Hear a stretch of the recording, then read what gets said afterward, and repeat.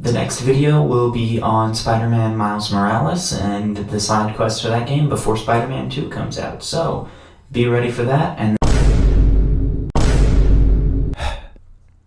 obviously this particular comment didn't age too well. Hey guys, so I would have been making videos, but I didn't expect to get sucked into Lies of P as I did. Like, seriously, everyone go play that game. It's fantastic. Oh! Loser! Loser! Give me your feet! Give me your face! Give me your whole body! How long was I have? Doesn't matter, you're back now. Then I started making a game for a game jam, which, by the way, it's in the description down below. Everybody go play it. I had a great time writing it. Then Percy Jackson came out, and holy crap, that show is so good, and it's literally everything I've wanted from an adaptation of those books. Look at my little Greek boy. He's so sassy. I love him. Then I started playing Celeste. Okay, it's okay, it's okay. Happy times, happy times.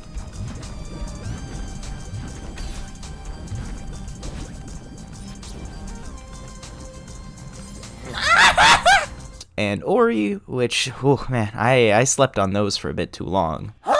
Oh, and God of War decided to drop an absolute bop of a free DLC with Valhalla, so yeah, I was a little busy. But I meant to make videos on both Insomniac's prior outings with everyone's favorite web-slingers. However, since that clearly didn't go to plan, I'll just maybe do it in reverse order whenever I plan on getting a consistent schedule or anything, I don't know. Anywho, this year has been an incredible year for video game sequels. First, Jedi Survivor kicked us off with a game that was an incredible improvement across the board. Get out of here, you. Baldur's Gate 3 introduced everyone to the beauty and pain of D&D. I'm kicking the squirrel. Alright, oh my god, I got a nat 20 on kicking the squirrel. Oh my god! Alan Wake 2 came out, and I've been told that game was pretty scary. Bloodborne 2 finally dropped, and then Nintendo released Tears of the Kingdom, and okay, I have to speak my piece. I did not care for Tears of the Kingdom. What? How can you even say that? Great game. Still have not finished it. What didn't you like about it? It did not hit with me, random YouTube commenter. It did not hit with me. What does that even mean? Hot takes aside, Sony's Marvel's Insomniac's Spider-Man 2 had some steep competition, and did it measure up to the expectations, or was it crushed underneath the weight of them all? Guess this was his destiny.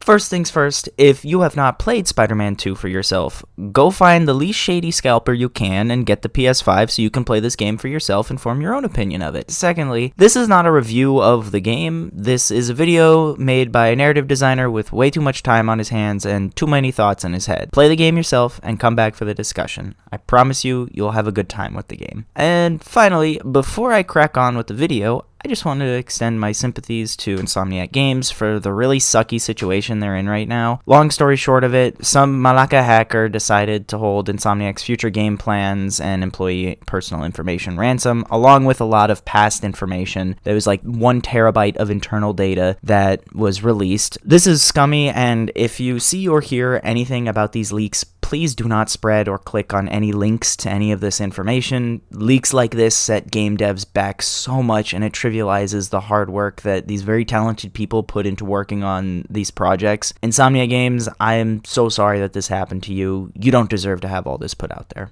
Alright, fasten your web shooters. It's going to be a smooth and silky swing. Okay, so there is a lot of narrative content in this game. The friendly neighborhood app side missions and the various villain side quests on top of the main narrative. But as I said above, this is not a review of Spider-Man 2. This is just a showcase of the game's biggest narrative strengths. My review of the main narrative of this game can be summed up as Spider-Man running out of web fluid in his web shooters. The last act of the game desperately needed a few extra hours slapped onto it, and as to why Insomniac did this, we don't know, though recently it has been kind of implied, to take it with a grain of salt, that Sony wanted them to get the game out sooner, so Insomniac had to cut back and really rework the ending of the story to fit that deadline. We don't know for certain. But Insomniac was able to refill the web shooter with a spare cartridge kept in a place that only MJ gets to go, and it makes for a fairly strong ending. So I don't mind the third act being a bit of a rush in order to get there. The destination still makes the journey worth it, in my opinion. But as with all things, that's just how I see it, and if you feel differently, totally valid, and let me know why you feel the way you do in the comments below. What I really want to talk about is the way Insomniac improved on its side content, and made the Spider-Man feel more connected to the city than almost any other superhero game. A running theme with Insomniac Spider-Man games has been that the more down-to-earth Spider-Man stuff has been better than their main narrative showings. This isn't to say their main narratives are bad, it's just that they don't have the same strength as when Spider-Man is just going around and directly helping the people of New York. It's honestly very fitting for the character. Spider-Man stories, no matter who wears the mask in them, tend to hold more strength when the scale of the stories stays smaller and more personal. Of course, there are exceptions. So, if the main narrative doesn't quite tickle your fancy, there is still a citywide load of narrative content to fill your Spidey itch, and this is where the writing of the game truly shines. One of the best things about a character like Spider-Man is just how connected he is to the people of New York, and for an open-world game, having activities that make the city feel alive is really important. You can have a whole bunch of cars driving around, civilians just walking around, and criminals still deciding to enact crime despite Avengers Tower being visible from New Jersey, but that's just set dressing. Those elements certainly add a lot to the immersion, but 90% of the time you're just swinging or gliding over it at Mach 2. Having the people actively look to Spider-Man for help is that extra cherry on top to make the city feel alive. The people have a direct line to Spidey via the Friendly Neighborhood Spider-Man app, and Spidey will always find time in the day to come down and lend his aid to them. Even if it is something as trivial as finding a school's stolen mascot, helping a blind old lady find out what was lurking around in her backyard, helping an up-and-coming photographer get the right shot for her job application, or helping a reformed villain with his startup. Spidey will always be there to find time for the little guy. The story in these missions really help make them feel less like you are just ticking boxes off of a checklist, like how the side content in the first game felt to an extent, and more like they are all a part of the city and the world.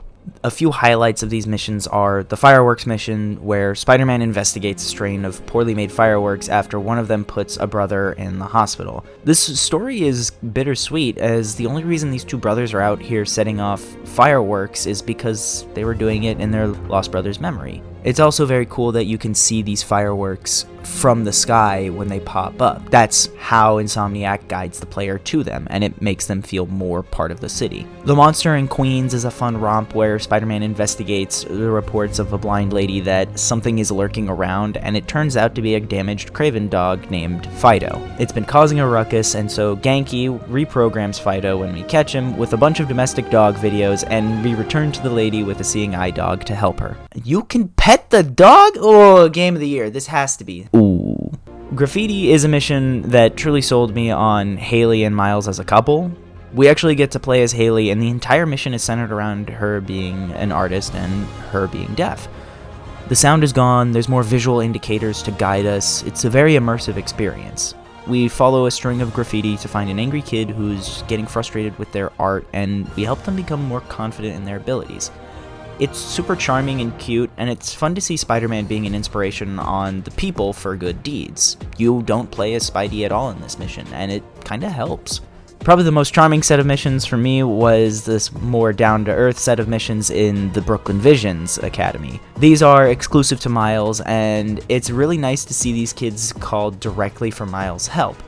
We get to help this cute little boy get a date to the prom, help the drone club with getting pictures and videos, and help the school get their mascot back from their rivals at Midtown before a big game. The mascot was probably my favorite one because of these mirror puzzles. They weren't anything ridiculously challenging, but it pleases my stupid little dumb gamer brain to make laser on mirror go voom. After we complete all those missions, they even give Miles a new suit. I love the trend of the community gifting Miles suits for helping them. They did this in the Spider-Man Miles Morales game, and it was to great effect because that suit was real good. And it also feels like the city is responding to you. You do something for them, and the people give back to Spider-Man. It's really nice.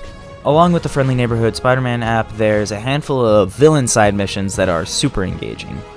Following the massive set piece in the opening fight against Sandman, yo, Yankees, get him on the team, that boy got an arm. There's a bunch of Flint Marko memories that get scattered across the city, and the Spider-Men resolve to piece Marko back together and give his daughter a gift from him.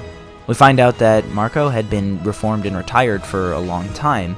He hadn't even used his powers for years until Kraven's hunters threatened his family and drove him out of hiding. This sets up a nice theme in the game for the villains, both in the main narrative that gets showcased with Tombstone and Mr. Negative being able to reform and start a path to further reformation, and then in the side missions, this theme is tested with the Mysteriums and the Flame missions. Mysterio's Mysteriums is probably my favorite side mission in the game, as we help Quentin Beck as Miles with his new business plan. I mean, listen to this guy, he's so cute and innocent looking. I'm Quentin Beck, Master Illusionist. Nashir Dalal does a fantastic job as Quentin Beck, and the Mysterio side quest is an important foil to the Flame side quest, which is one that runs parallel to the main narrative. The Flame sees Peter meeting up with Yuri after the events of the City That Never Sleeps DLCs for the first game, and Yuri is now a lethal protector, wait a minute, on the hunt for an old serial killer she never put away. Yuri has decided that Spider-Man's way of just putting the criminals away isn't enough because at the end of the day, they will just end up back out on the street and able to kill and do crime again. She seeks to put the Flame, who is revealed to be Cletus DLC Cassidy, 6 feet under. She tries to get Peter to see her side of it, however, Peter just can't get behind that. What I find really cool about these missions is that while they are happening concurrently to each other, you can see the true fruits of Peter's labor these past 8 years as a hero. While it may have taken a long time for it to happen, the villains can absolutely be redeemed and have them change their ways. Mysterio is living proof, as he genuinely had no ill will behind his Mysteriums. It was others that were seeking to take advantage of his name and his status as an unreliable person. And so is Martin Lee throughout the main narrative of the game, a villain that is capable of finding redemption because of Peter's mentorship over Miles. It kind of gives me hope that Otto could be reformed in the next game, seeing that Peter and Miles are capable of reaching their villains. At the same time, we see Peter's own belief in this being tested, because his choosing to keep Cletus alive and not let Yuri kill him is 100,000,000,000% going to be a decision that will totally not have any Carnage-related consequences. However, the 2 best side missions in the game are the most down-to-earth ones you will complete, and both can be completed as Peter and Miles, but I ended up doing both of these as Peter as I felt like they worked just much better with him. Finding Grandpa is exactly what the title implies. A college student, Tasha, calls you because her grandpa Earl has wandered off and she can't find him. We're able to track him, and while we do that, Tasha fills us in on what's been happening with Grandpa, how Grandma passed away, and how his mind has slowly been going these last few years. Before we get to the end of the story, we find Grandpa and tell Tasha where we are. As we wait for Tasha to arrive, Grandpa Earl tells us a story of how he proposed to Grandma, then asks Spider-Man if he's ever been in love. Finally, he talks to us of how he knows he's fading away, how he thought he would be ready for it, thought he had prepared himself properly, but nothing could ever prepare him properly. He comes back to the place he proposed to his wife because it takes him back home. How fast that moment was and is, and how fast life can be. I love this side mission because of how well it emphasizes the main theme of the game, dealing with your own mortality. There's 2 characters in Spider-Man 2 that face their own mortality, and instead of accepting and cherishing the time they have left on the Earth and spending it with their friends and family, they're desperately searching for ways to avoid it or to give themselves an honorable death. But finding Grandpa isn't the best story in the game. No. No one could ever top Howard. As a game dev, the coolest thing about this mission is how it came from a game jam. For those who don't know, a game jam is basically when a bunch of devs get together and are given a prompt for a game that they must create on a time limit. Generally, the time limits range from like 2 to 3 days to a month at most, with a small team working on it. What does this have to do with Howard? Not much, I just wanted to add some background info.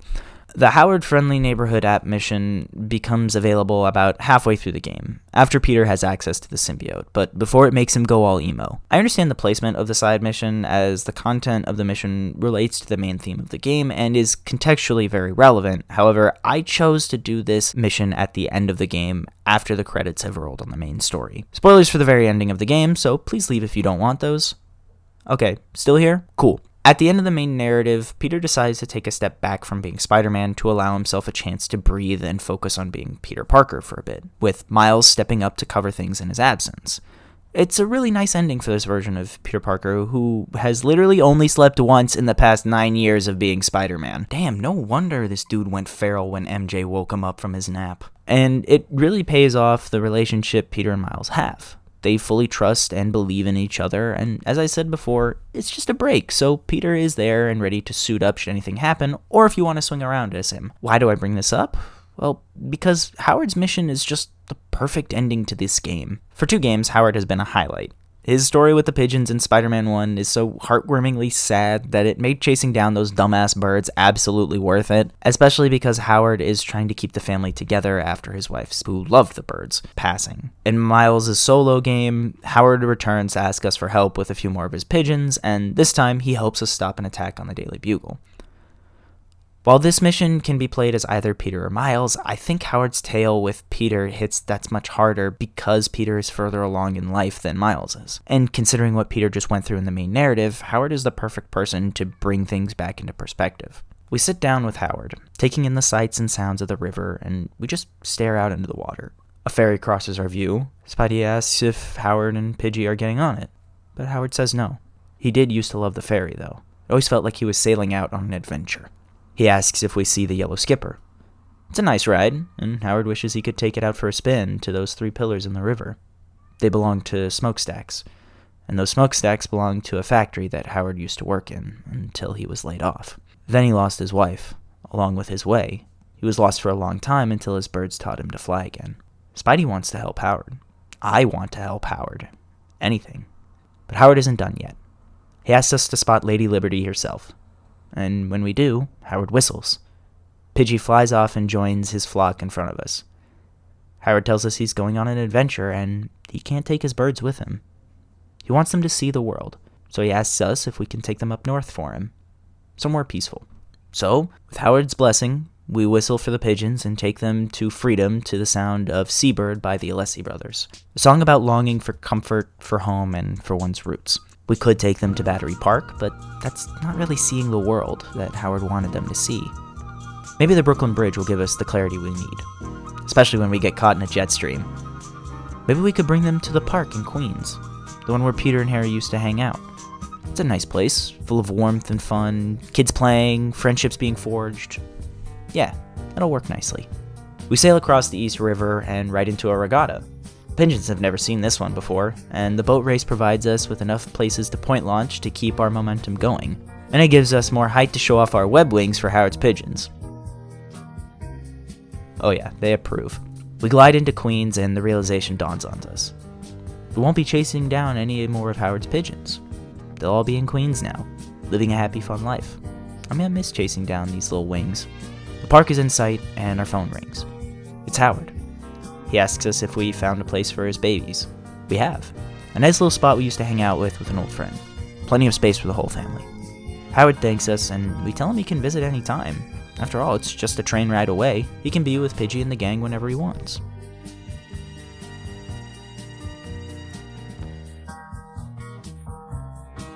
And there we are. We've made it to Queens.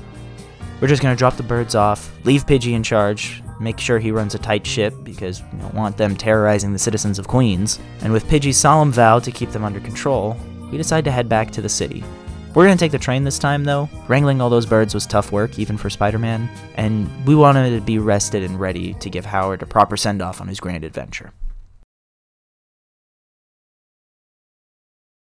Howard is gone. Natural causes. It's not sad, it's a happy moment. Howard lived a long life, full of heartache, struggles, and hardships, but Spider-Man was there for him in his later years. The friendly neighborhood Spider-Man, and now Howard is finally on that adventure he never got to go on with his wife. There's so many things I can say about why this mission is the perfect ending to the game, or just a perfect ending to a side mission that told its story across 3 separate games, but I'm just going to keep it short and sweet. Howard's mission is an example of where this game and Insomniac's strengths as a whole across all the games lies. The friendly neighborhood. It encompasses everything that some of the greatest Spider-Man stories have. A strong tie to the people of the city, an emotional connection to them, and a simple and beautiful story.